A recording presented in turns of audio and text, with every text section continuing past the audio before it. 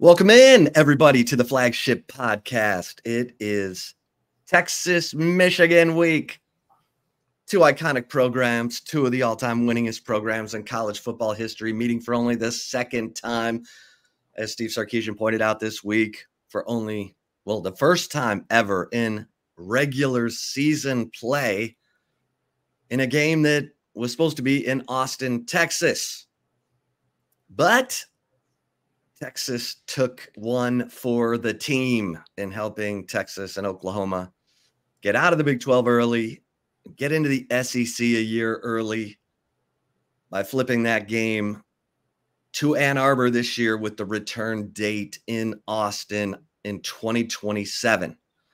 That allows Fox to have the big noon kickoff that Eric Henry, my esteemed colleague out of Tampa Catholic High School, and I will be attending this weekend. Eric, what's your level of excitement for Texas, Michigan at the Big House? Chip, it's kind of weird in that I am more excited for this game, and I think it's because, as I've had a chance to flesh out the thoughts, we know more about, quite frankly, Texas football, right? You look at where the team was last year heading to Alabama, and I was like, all right, I was cautious optimism. It was more so like, hey, let's see how Texas fares. Obviously, they were coming off of the season opener against Rice, in which they had a couple struggles. It was like, hey, let's see how this thing is, Chip. And maybe I was hardened by 6 years of covering Group of Five football, in which those games were money games. So I was used to having my game story done by halftime and whatnot, right? But no, I'm fired up, man, because again, I don't know how to put it into words. It's just I feel like we know more about Texas. Of course, Texas is ranked higher, right? And that goes with all the losses that Michigan suffer in the offseason. But maybe it's just going to the Big House, going to face the defending national champs. Maybe, Chip, we're going back to, to quote Biggie, going back to Cali. Nah, Chip Brown heading back to Michigan. Maybe it's that I'm fired up about. Maybe it's the fact that I get to be with Chip Brown in his neck of the woods. But I am really fired up for this one in a way that I wasn't last year for Alabama. Well, full disclosure, as you can see from the Michigan print behind me, my mom is a proud graduate. God bless her, angel on earth, now in heaven.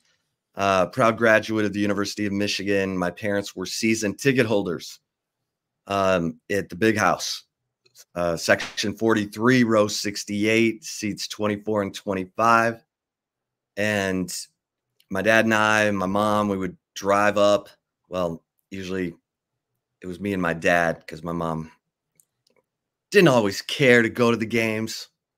But this is where my college football junkie status began. And one thing I will say, and people say, well, are you cheering for Michigan or are you cheering for Texas? I'm not cheering for anybody. I'm cheering for a great game. I'm cheering for a great story. That's what we do now. We tell great stories. And obviously, I'm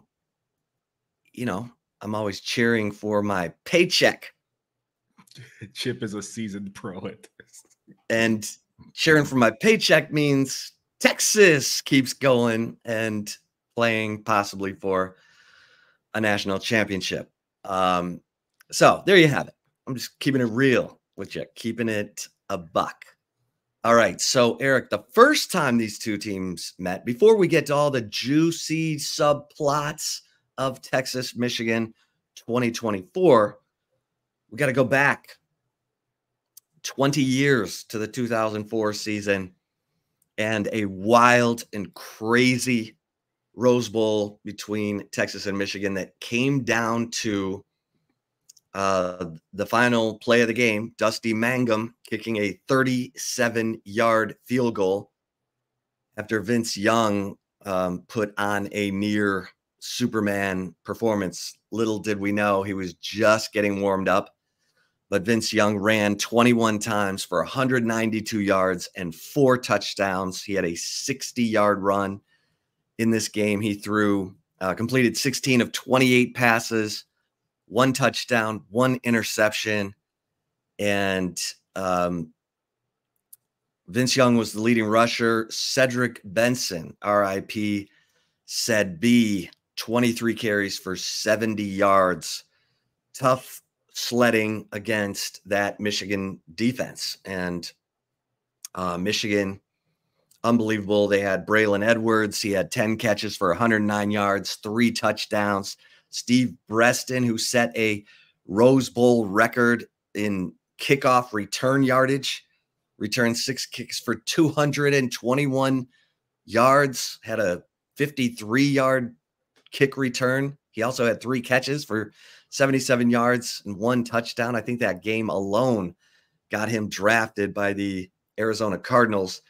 But it was an unbelievable game, Eric. It was back and forth. It was big plays. And you could hardly keep up if you were covering it. Texas got off, to a lead. Michigan came back, went up 28-21 in the third quarter. Then they went up 31-21. Michigan was up by 10. And then Vince Young, 10-yard touchdown run to cut it to 3. And Michigan extended the lead back to 34-28. Then Vince Young scores on a 23-yard run to make it 35-34. Then Garrett Rivas of Michigan kicks a 42-yard field goal to go up 37-35, setting up the 37-yard field goal as time expired by Dusty Mangum. The ball went right through the arms of Ernest Shazor of Michigan, who jumped up to block it, and the ball literally went right over his helmet and between the uprights. Michigan loses. Vince Young wins. And Vince Young says after the game, "We'll be back," because he knew that next year's national championship game would be decided in the Rose Bowl. And sure enough, he went back and he put on a better performance than he did in the Rose Bowl against Michigan. So one for the ages, Eric, in round 1. Now round 2, completely different eras, but Michigan is the team coming off the national championship. Of course, they lose all but one starter on offense. They lose their head coach. They lose their defensive coordinator. Sharon Moore, the offensive coordinator, elevated to head coach. His side of the ball looked like it had orange construction cones around it last week against Fresno State, 2 quarterbacks. But the Michigan defense, Eric, still looks monstrous, especially on the defensive line. We know about Mason Graham. We know about Kenneth Grant. But how about Rashawn Benny, the junior defensive tackle, who really was kind of the star of the game from the defensive tackle perspective? Guy was behind the line. He had two tackles for loss, a sack from that defensive tackle position. Josiah Stewart, their version of, Will Anderson. He's number 0. He had 5 tackles, 3 tackles for loss, 2 sacks against Fresno State. And Fresno State had 4 returning starters back on the offensive line from a 9-4 team a year ago. So it wasn't like Michigan was beating up on a tomato can. That was a veteran offensive line that Michigan was able to sort of turn inside out in a 30-10 victory over Fresno State. Eric, your initial thoughts as you have had a chance to talk to the Texas players. You've talked to Steve Sarkisian. We've looked over some of the quotes from the Michigan players and Sharon Moore. Your initial thoughts? Chip, a couple housekeeping notes. When I apologize for laughing when you were talking about, not cheering for Texas or Michigan. It's just that we get that question so much, and you are a seasoned pro. People don't realize we cheer for the hat that Chip is wearing. 24/7 Sports. That's what we cheer for. Second housekeeping note, Garrett Rivas, a name I have not thought of in a very long time, a product of Tampa Jesuit, Tampa Catholic's rival. So just note that. Sorry. You're all good. On to more important. There we go. On to more important stuff and the initial thoughts heading into this game.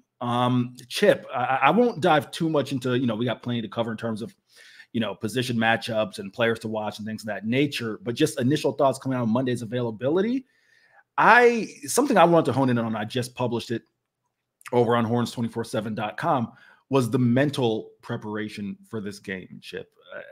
Listen, we're all human beings, right? Like if you have a quote unquote task that is perceived as easier in front of you, the level of preparation, the level of attention to detail, the level of focus, what makes the best athletes is their ability to take a Colorado State and be mentally locked in the same way you would be a Michigan, right? It's one of the best lines I heard about Michael Jordan is his ability to be locked into every single solitary moment, whether it was game 6 of the NBA Finals or game 37 against Washington, to be squarely in that moment where nothing else was important.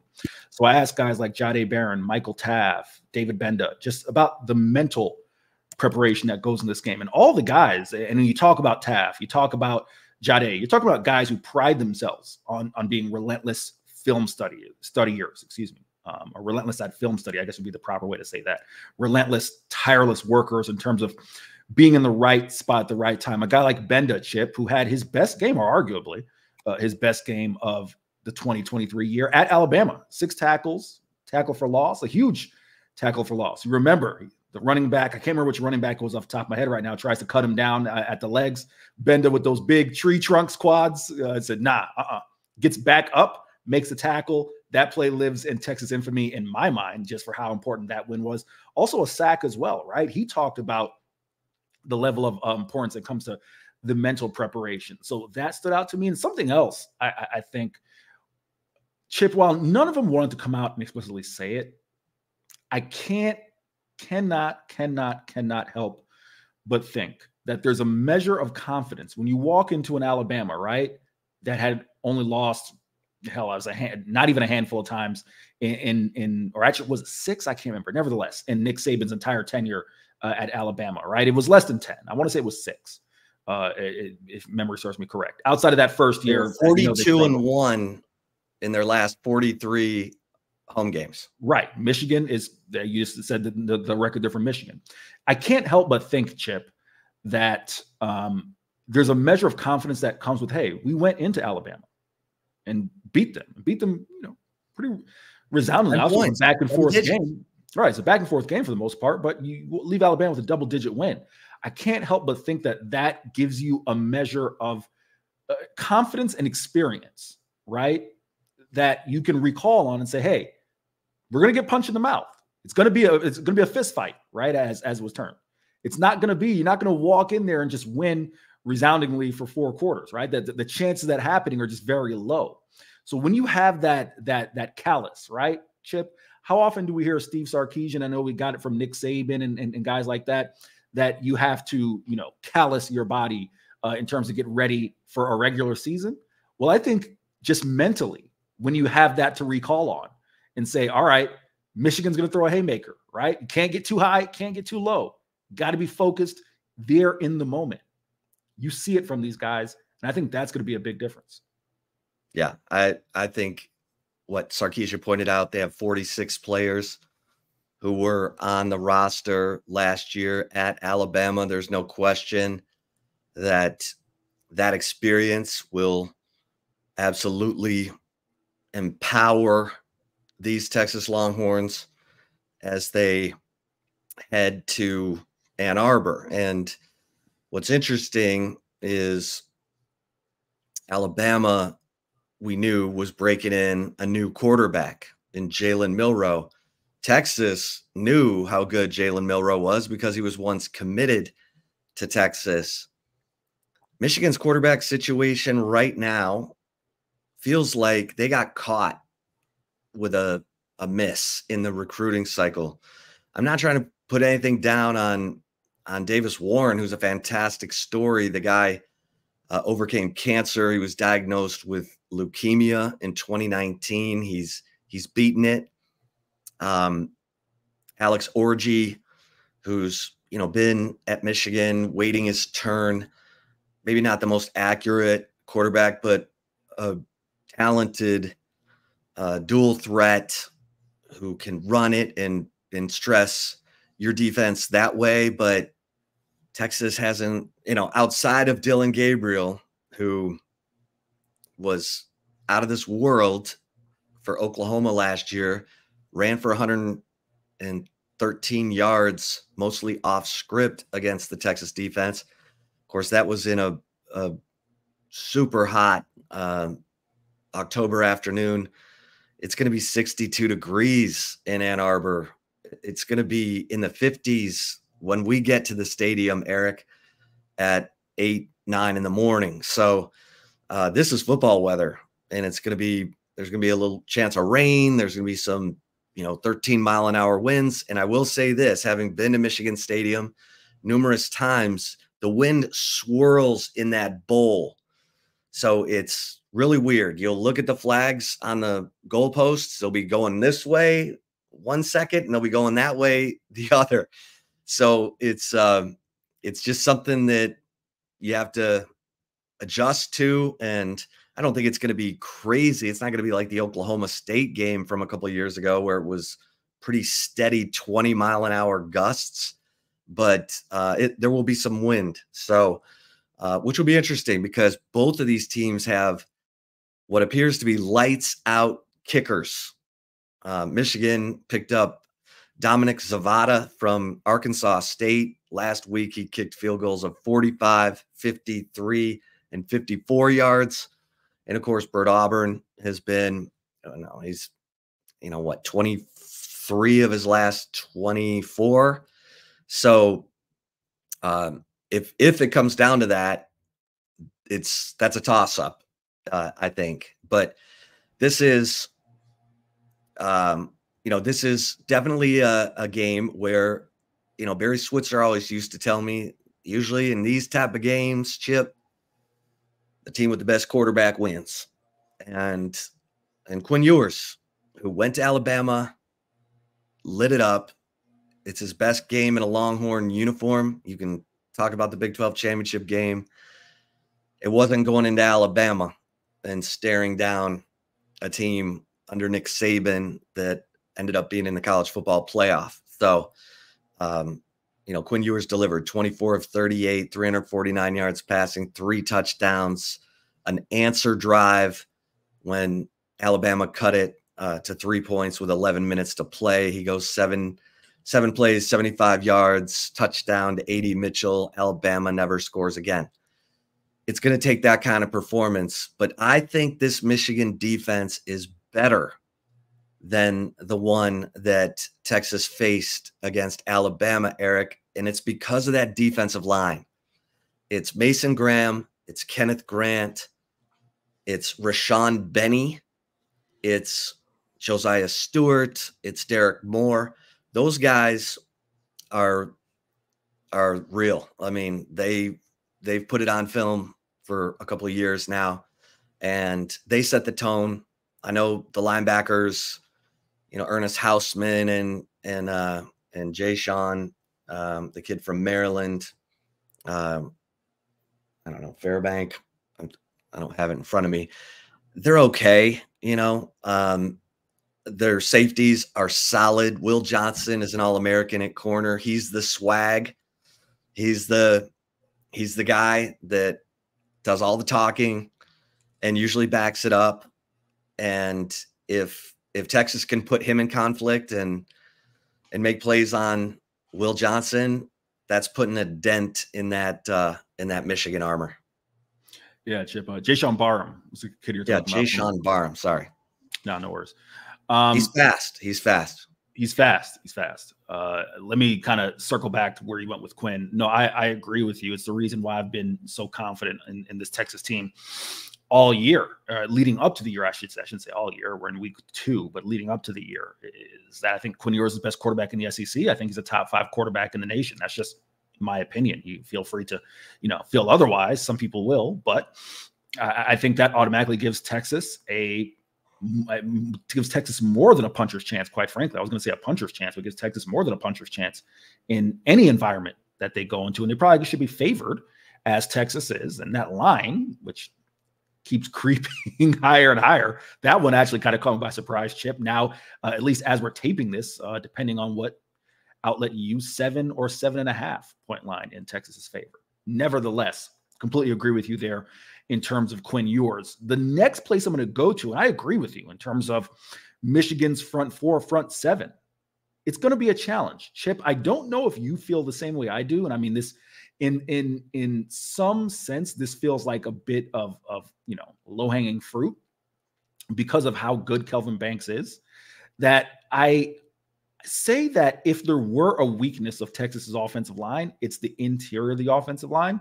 But again, it almost feels a little unfair because Kelvin Banks is so good, right? It's like when you have a top 10, top 15 left tackle, everyone else is going to kind of pale in comparison.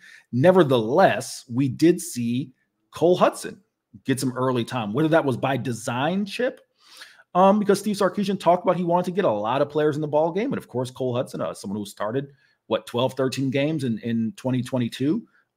Whether that was by design, he wanted to get those guys in, or it was a matter of, hey, Chip, we saw the sack that looked to be kind of a miscommunication there with the guard against Quinn Ewers versus the sack on Quinn Ewers in the Colorado State game. We'll see what happens, but in my mind, Chip, that's a matchup that I'm keeping my eye on just because of how formidable that Michigan front four, front seven is, and the fact that they play well up the middle. That's just something that you got to keep an eye on. So that's certainly a matchup as well. And you talk about it, Will Johnson. It could be a coin flip as to who you think is the best cornerback in college football. Personally, I'm a Travis Hunter guy. I mean, of course, you could say, all purpose, but nevertheless, it's 1 or 1A, right? I like him better as a receiver. There you go. I mean, he had a hell of a catch the other day against North Dakota State, right? I mean, I had to get his face mask pulled and everything. Nevertheless, Will Johnson, certainly a talented cornerback in his own right. I'm interested to see how Michigan is going to deploy him, because this is another area where I think you got to say advantage Texas. It's not like in years past where you had Xavier Worthy, A.D. Mitchell, Jordan Whittington, or even prior to last year, just Xavier Worthy and Jordan Whittington. This receiver room goes 5, 6, 7 deep, right? He can't cover everybody. So who is he going to travel? Is he going to kind of match up against one guy? That's something I'm really interested to see as well. Here's the funny thing, Eric. Who's Texas's number one receiver? Like, based on the numbers coming out of the Colorado State game, you could say Ryan Wingo or Matt Golden, Isaiah Bond. It sure felt like they were kind of keeping Silas Bolden under wraps. I can't help but think back to that Oregon State-Utah game last year where, Utah's usually one of the best defenses in the Pac-12. They built the whole game plan around Silas Bolden. 6 catches, 100 yards, touchdown, 2 carries for 53 yards, including a 45-yard touchdown on 4th and short. The guy has been in the big moment against, a top-end defense. And did Steve Sarkisian leave him pretty much out of the Colorado State picture to have something completely fresh to spring on Michigan? Because we did see A.D. Mitchell and Xavier Worthy on jet sweeps against Alabama. There was a concerted effort to get to the perimeter, which is smart, and I think will be the plan against Michigan. You're going to have to run it between the tackles to test it and try your favorite plays, whether it's counter, power, or inside-outside zone, just to see if there's a crease there or something you saw on film. But Texas's speed says, get this game to the perimeter. Could Silas Bolden be in a Keelan Robinson type role in the Big 12 championship game where he's in the backfield doing some yo-yo motion? And I think it's gonna be a lot of fun. We know Steve Sarkisian loves these games. We also know he was kind enough to share with us that he'd been working on this, the plays at least all through fall camp. He was like, the players probably didn't know they were working on Michigan, but now they do. And so it's going to be a great chess match. And how interesting that Steve Sarkisian and Don Wink Martindale were on the same staff together with the with the Oakland Raiders in 2004. So, he's the king of the zone blitz, Eric. Yeah. I mean, Wink Martindale he's not going to bring an extra guy. You're not going to know where he's bringing the blitz from. He'll drop guys out that you wouldn't expect. He'll drop Mason Graham out. So that's going to be a fun chess match for sure. That is the marquee matchup, the Texas offense against the Michigan defense. And within that matchup, the Texas offensive line against the Michigan defensive line. And I'm not sure who I give that check mark to. Chip, it's funny, again, you talk about kind of just some of the aspects of this game that really stand out. You noted touched on one that I felt kind of under the radar. Wink Martindale, again, someone who you're not going to see a ton of zero blitz, right? But you're going to see unique blitzes, zone blitzes, where, you got to kind of figure out where that extra guy is coming from, or where that guy is coming from, that blitzer is coming from. That's where pass pro comes in, right? Just in case one of those guys slips past your offensive line or your tight end. That's where a Jaden Blue's got to earn his check, right? Figuratively and literally. A Jarrett Gibson, a Trey Wisner. This is where you miss a CJ Baxter, someone you felt so good in pass pro, right? That's something that stands out to me, Justin, and Wink Martindale spent time in the NFL, so I don't think you have to do a huge deep dive to figure out, kind of what Wink Martindale likes to do. There's plenty of areas out there, ways to find out what he likes to do. So that's one thing that stands out to me. The second thing is, that team speed. Chip, you talk about Silas Bolden kind of being tucked away a little bit, right?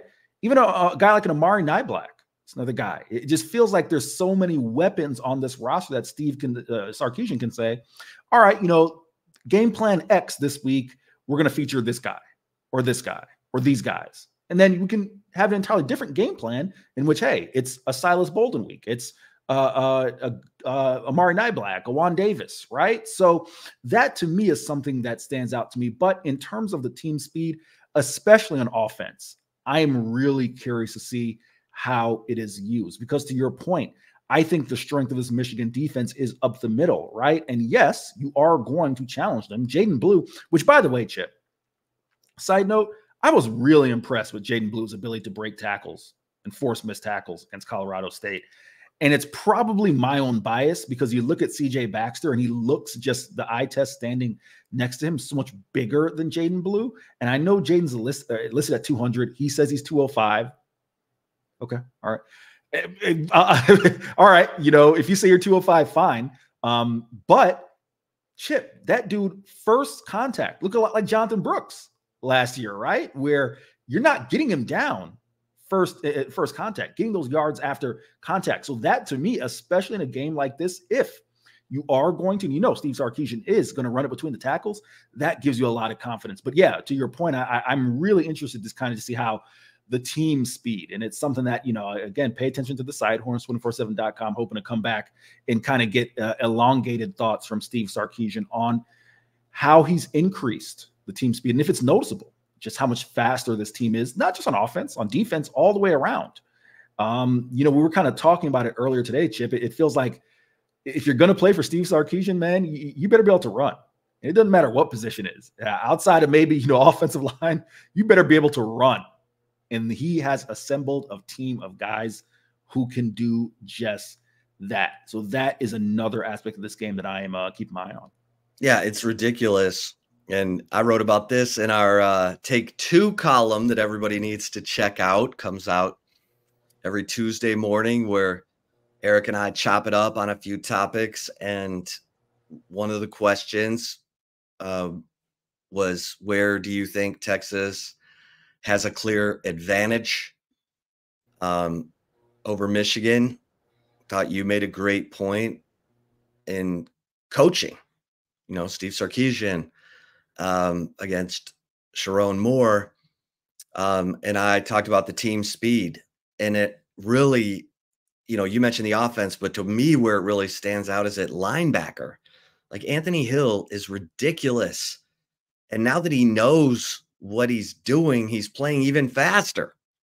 So you got, David Benda, Mo Blackwell, Ant Hill, Ty Anthony Smith. I don't know how much Ty Anthony Smith plays in this game, but maybe because he was lightning fast out there. And you know, there's speed in the secondary. There's speed at corner. The one place I'm very interested to see how Pete Kwiatkowski decides to play it is at defensive end, because you know, Ethan Burke, the thing you love about Ethan Burke is he gets those long arms. He long arm rushes his way in. He pushes people back. He's got eyes on the quarterback. He's collapsing the pocket. He is truly stopping the run on the way to the passer. And in this game, that is going to be enormous because, you know, Trey Moore, maybe that was a game to get Trey Moore a lot of reps. Trey Moore likes the spin move. Spin moves, you can end up getting out of your gap. Wasn't a great game for Trey Moore. Wasn't a great game one. Even his Pro Football Focus rating wasn't great. This game to me is a Baron Sorrell, Ethan Burke on the edges game, and get all that beef. Jermaine Lole, Bill Norton, Alfred Collins, Vernon Broughton, obviously, but really get after that Michigan offense. And then if you want to shoot a gap, have Benda or Ant Hill come flying in, great. Maybe you run a game that opens up the middle for those guys to shoot in there, really get Davis Warren off of his, get him rattled. I mean, that's what you have to do in this game, because Eric, if he turns it over, this game could get out of hand. That's the only way I see it getting out of hand is if maybe the defense scores a touchdown. We know Johnny Barron was this close to breaking that thing for a touchdown last week. So I think the defense, and I want to get your thoughts on that Ethan Burke thought on the ends. Yeah, Chip, I mean, I'm a believer styles make fights, and what kind of gives you such optimism about this year's Texas team is that seemingly they can play any style, right? They can go southpaw, they can go orthodox. It doesn't matter, right? To your point about Trey Moore, having seen him in Conference USA, I wasn't quite as high on him as a run edge defender as maybe some others were, only because at that level, Chip, and I don't care if it's Trey Moore or Marcus Davenport or even Alex Highsmith, with Pittsburgh Steelers. I'm just trying to think of Conference USA edge rushers that I saw a lot of. You can make a lot of those plays just based on your athleticism. It's not necessarily, things coming at you. It's you're just so much more athletic than a lot of the opposing offensive linemen that you can either make those plays behind the line of scrimmage quickly because those plays are slow developing, or quite frankly, you just don't have as talented of players to where the play, Chip, kind of ends up in your lap. And I'm not saying that Trey Moore is a product of that. I want to be clear. I'm just saying in terms of a game like this, to your point, I probably would lean more on a Baron Sorrell and Ethan Burke as well. Guys who, at least at this point in their career, are a little more established, playing big-time games, Big 12, of course, now SEC, and doing the things that you'll need to do to defend the run, right? It's not that Trey Moore won't, in time, be just as good as those guys. Just from my comfort level, I do tend to agree with you that it's that type of game. And also just, while Trey, was listed at some point in the offseason at 250, you talk about, just the measurables that Ethan Burke has, those long arms, right? And Baron Sorrell, we've heard everything with him coming out of camp about this is his year to kind of be a game wrecker. I tend to lean more in that regard in terms of this game. To your point about Davis Warren and turnovers, yeah, I listen, I do not think let's call it a 7-point game, a 7-point line. I don't think we're looking at a 14, 15, 16-point Texas win. I think, and I emphasize this in kind of our earlier part of the show, that Texas is going to get hit. When will they get hit? Is it first drive? Is it first quarter? Is it before halftime? Something is going to happen, right? And I see that something coming from Michigan's big-time players, Will Johnson, Mason Graham, right? It's not going to be a Davis Warren, in my mind, that decides this game. I think it's going to be all the pieces around a Davis Warren, quite frankly, that decide this game. But to your point, yeah, that quarterback can lose it for you. If it's an interception, if it's a strip sack, something of that nature, if it's Alex Orji getting in there and maybe he fumbles or something to that effect, right? So to your point there, I do agree with you that, it's almost kind of the weird football idiom, right? That, you can't win a football game in the first quarter, the second quarter, but you can certainly lose one in it, right? And I think it applies here. Yeah. Yeah. It will take they always talk about the improvement you see from week 1 to week 2. It's going to take a lot of improvement for that quarterback situation in Michigan to look like something that could beat Texas or keep pace with Texas. Now, their tight end, Colston Loveland, is All-American caliber. The guy he's long. He's got great hands. 8 catches, 87 yards, and a touchdown last week against Fresno. But Michigan scores on their first possession of that game, Eric. Then Fresno adjusts, and Michigan doesn't score another touchdown until there's 5 minutes left in the game. It was the Dominic Zavada show, from from the middle of the first quarter all the way to, 5 minutes and 43 seconds left in the game. So, and he hit him. He hit those field goals, and it was a 16-10 game until Colston Loveland's touchdown with 5:43 left. So, this is going to be a great chess match. There's no doubt about it.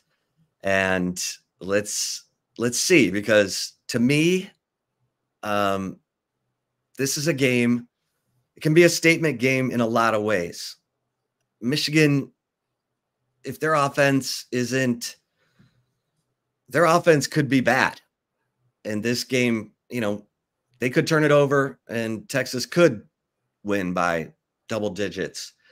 And maybe Michigan starts to leak oil from a confidence standpoint because they don't have the answers on offense. But the Michigan defense, that's as legit a test for Quinn Ewers in this offense as they'll see outside of Georgia this year. So they don't have to play Tennessee and James Pierce. So, or Ole Miss and Walter Nolan and Princely Human Malin, but it's as good a test as they're going to see. And that's where I want to see Quinn Ewers show us the third-year leap. He came back because Steve Sarkisian told him, gave him the analytics. College quarterbacks who have 30 starts tend to transition better to the NFL. Quinn Ewers has told us, I don't just want to be a quarterback who's drafted. I want to be a quarterback who has impact and longevity in the NFL. Well, this is what you're going to see in the NFL. So I think this is going to be a lot of fun. And certainly the atmosphere. I think the Texas fans who are going up there are going to have a great time because it's every bit of 111,000, maybe more for a game like this. But it is a great atmosphere. Make sure you're in your seats 30 minutes before kickoff so you see the Michigan band do the moving block M across the field playing Hail to the Victors. It is as good as it gets. And of course, Steve Sarkisian mentioned the Michigan players coming out of the tunnel, hitting the Go Blue. The M Club supports you. And it is a shared tunnel, Eric, and emotions. I think Steve Sarkisian said it. It's a game of emotion, but don't get emotional. Michigan has not done a great job of policing that tunnel. There have been like 6 incidents, including one where charges were filed between Michigan and Michigan State. I mean, it's like, come on, let's get a little organized here. But it's 2 iconic programs going at it. Chip, I laugh at that, but to kind of make a serious point, I think Steve Sarkisian, I think this team, I don't have any other way to put it, Chip. I think they're above that. I don't think they'll get caught up in any of the shenanigans. I mean, you know, when you talk about a Michigan State, right, or a Michigan-Ohio State, you have that natural rivalry, right? And some of that intensity, it kind of builds up in you, and maybe you have a player or two do something stupid. But no, I think I don't have a better word to put it other than I think Texas they're above that. They know what they're there to do, and it's not to, you know, go be stupid and get a 15-yard penalty or something to share a tunnel. That aside, Chip, I feel like I'd be remiss if I didn't allow you this opportunity on the show to kind of just talk about that environment a bit. I mean, you did it in the open, but I want to ask you, in comparison to what we experienced in Alabama, and I said this last year, I was really impressed with how Alabama, their in-game atmosphere, they don't allow their fans to sit down, whatever it is, whether it's music or something with former players coming in, or a video on the board, or, you know, Greek life, whatever it may be. Like, their fans don't get an opportunity in the smartphone world that we live in, when the game goes to commercial, to be in their phone, or else, like, they're engaged on what's going on that field for 4 quarters. And I guess I want to give you an opportunity, you know, and you talked about it in our Take 2 column, just kind of paint the picture for what that is going to compare to maybe in Alabama, or just some of the environments that, you know, you've covered, whether Texas or just in general. Yeah, it's interesting because Michigan's kind of old school. The last time I was there was 2017, and it's a lot of the band playing in between, you know, when there's lulls in the action or a timeout. It's not like Alabama, who I think does as good a job as anyone in college football with the music they play. It's a great variety of music. You got everything from, you know, Alabama singing Dixieland Delight to hip hop. And it's fantastic. It helped that game also finished in the dark, so you had the LED lights going. This is going to be kegs and eggs. I'm interested to see what Michigan has done to improve their in-game situation, because here's the thing about Michigan fans, Eric, that is, yes, they won the national championship last year. Yes, they've won 23 straight at home, 16 straight dating to 2022. Michigan fans are nervous fans. They hope for the best, but they kind of expect the worst. And if things start going sideways at all, those fans will be like, you know, they're not going to cheer louder. You know, they're not going to stand up and cheer louder. In fact, the fans behind them will say, sit down. And so it's a different kind of fan base than you see in the SEC, or even at Ohio State. Those fans are a little bit more rabid, I guess we could say, a little more in your face. Michigan fans are, you know, they're not going to get in your face. I mean, you might get a drunk idiot, but it's not going to be some pack mentality. I think Texas fans will have a good experience. So and the sound, I mean, I've heard it described as the quietest 111,000. It can be quiet. You throw some punches. Like I said, the fans will start to grouse, and it'll get quiet. And the structure of the stadium, because it is a bowl, the sound goes up and out. Right. So it's really incumbent on the student section to keep that sound going. And the band is right next to the student section. If things are going well and it's going to be a maze out, it's going to be amped and everybody knows how big this game is. So the sound will be there at the beginning. The question is, how quickly can Texas turn off the sound? Because it can be done. And it's an interesting personality for that fan base. And I'm interested to see what they've done to keep it going, because Texas had light years to go in its in-game atmosphere when Chris Del Conte took over, and little by little, Texas has improved their in-game atmosphere from what I consider Michigan's to be flat. It's kind of corporate. It's kind of meh. It should be all about the fans. It should always be entertaining. It should always be special and different from what you get watching it at home. And I don't know, for some reason, it took Texas way too long to figure that out, but Chris Del Conte did, thank God. And Michigan, we'll see if they've figured it out too, because, I've been to games at Notre Dame. Notre Dame's we're Notre Dame. Right. You don't have to play Dixieland Delight or hip hop for our fans.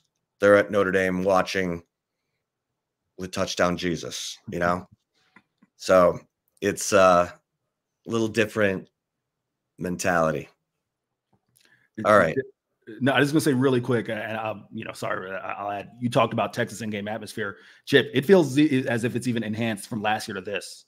I noticed the DJ that was playing week one, right? Like the music was going pretty consistently. So just to your point, credit Chris Del Conte on that. Just quick little ad there.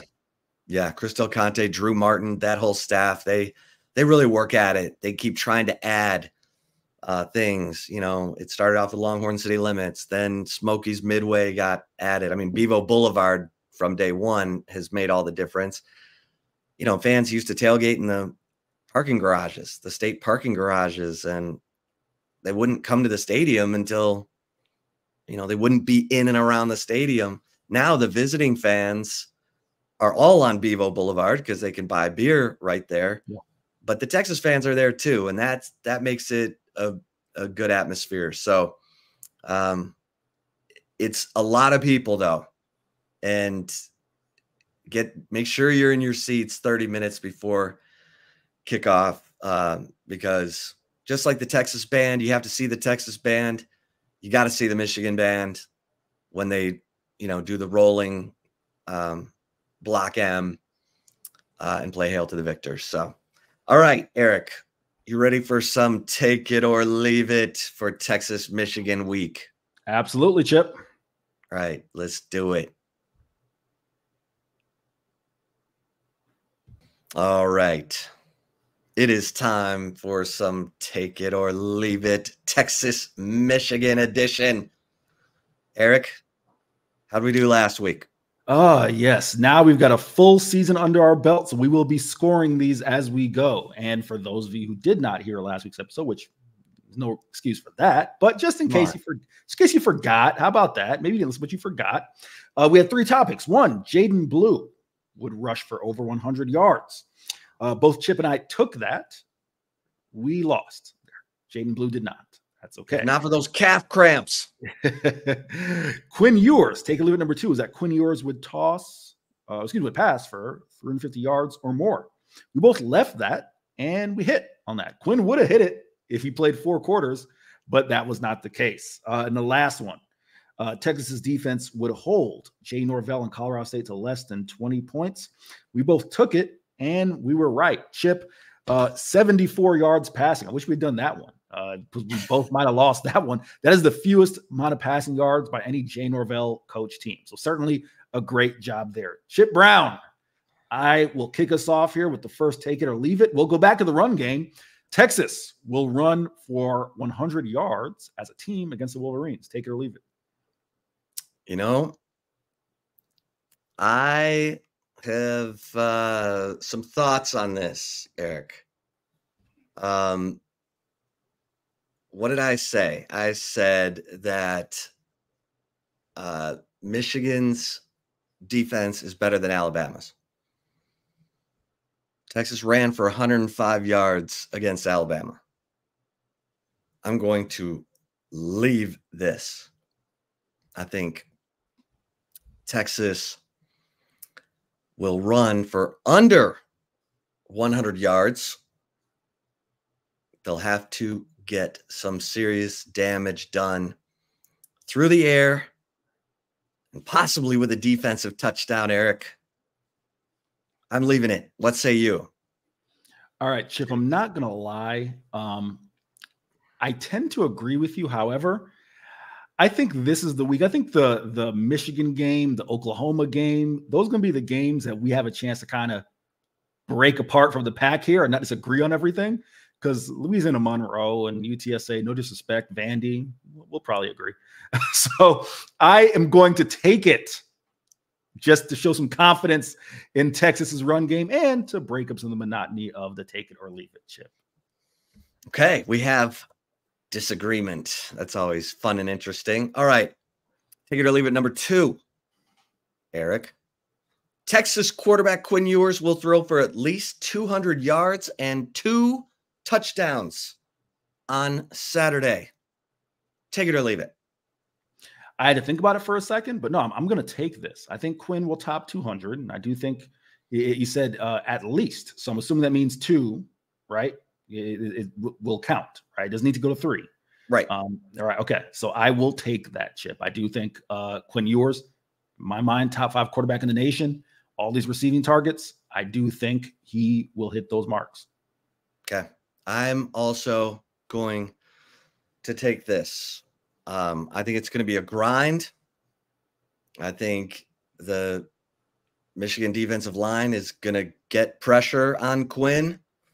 It's going to cause some drives to stall, but at the end of the day, actually, you know what?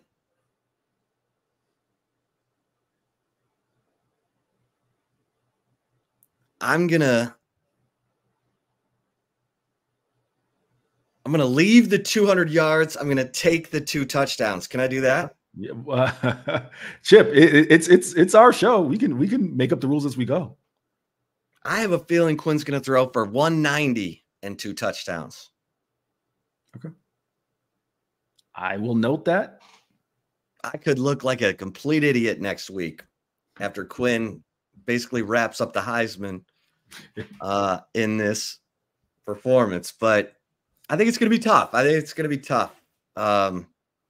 But I'll say 190 and 2 touchdowns. So you think he hits both? I think he hits one of the 2. I do. To bring us home, take it or leave it. Number 3, the combined point total in the Texas-Michigan game will be under the 43.5 point over-under set by Las Vegas. Take it or leave it, Chip. I know this line is coming down so fast. I think it opened at 44, maybe even 44.5. In some places, I think it's down to 42.5. But I do think that it will be under.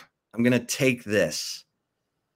I can see this being like a 25, 27, 13 type of game. I'm gonna take this, taking the under. Eric, what say you? I'm going to take the under as well. I would just be a contrarian just to break it up, but this one I don't feel confident in. If I were to leave it, I thought that this would be something like a 27-17 type game, 24-14, and I just can't quite see it. I mean, listen, like you said, Quinn Ewers could wrap up the Heisman and he could have a lights out game. But even let's say it's 30-14, 30-17, right? Like that just gets you there. I don't know. So I am going to take the under, Chip. Let me tell you something. If Texas wins this game 30-17 and Quinn throws for 250 and 3 touchdowns. This Texas team is ready or trending in the right direction. So we saw a lot of things that fans should like. Last week, 7 of 7 touchdowns in the red zone, better pass defense. The 11 different pass catchers, the chemistry between Quinn and his pass catchers was there. Let's see how all that holds up this week, because we talked about last week how having a good, week 1 in those areas gives you confidence when you go into the red zone against Michigan that you can get it done. That doesn't mean you're going to get it done, but it sure as hell helps if you're thinking we're going to get this done, because we're 7 of 7 last week instead of, oh God, we're in the red zone again. How are we going to do this? So I think it's going to be a lot of fun. Anything else, Eric, that you think is important to touch on? No, I mean, I think the most important thing is to stick with Horns 24/7, because we got you covered throughout the week. That's my thing. I like that. This is who we're cheering for right here. No doubt about it. Horns 24/7. Get on board. You're going to have fun. You're going to learn stuff. You're going to be in a great community. This is where you want to be, hanging out with us at horns247.com. Thanks for hanging out with us on this Texas, Michigan episode of the Flagship Podcast. This is what we live. Thanks for spending some time with us. Until next time, we'll see you over at horns247.com. We'll be back we'll be back this weekend with a recap of the game. Make sure you check us out after the game. And then we'll talk again at this time next week. Stay safe and keep the faith.